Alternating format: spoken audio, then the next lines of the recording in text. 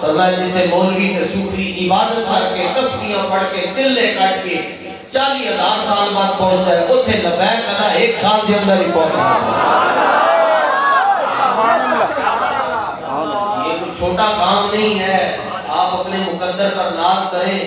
کہ اللہ تعالیٰ نے ہمیں اس زمانے میں رکھا ہے جس زمانے میں وہ مجدد آیا جس نے حضور کی ہمارے بچپن سے حدیث پاک ہم سنتے پڑھتے ہیں جڑا حضور دی سنت کو زندہ کرے انہوں کتنے شہیداں دا ثواب ہے جی،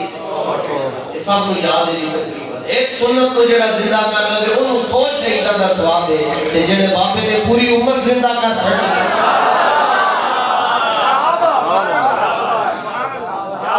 وہ کس رتبے پر ہوگے؟ وہ بس کو یہی ہے کہ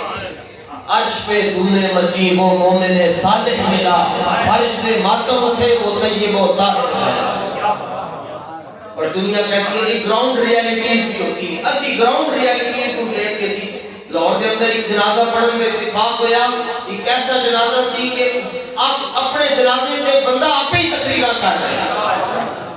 جنازہ بھی اپنا ہے، تقریریں بھی خود کر رہا ہے، ڈبے لگے ساؤنڈ اور آواز آ رہی ہے، اپنی تقریر کر رہے ہیں، آپ ہی بول رہے ہیں، کہتا 10 سال نگارے پاکستان ان کا منظر کٹی گئے۔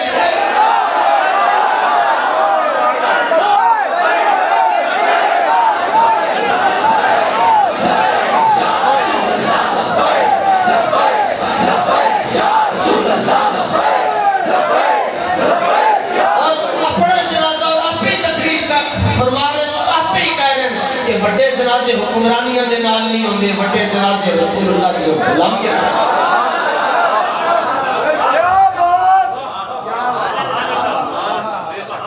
اور یہ دنیا کیا یہ سمجھتی ہے کہ یہ سارے معاملات ایسے ہی طے ہو گئی،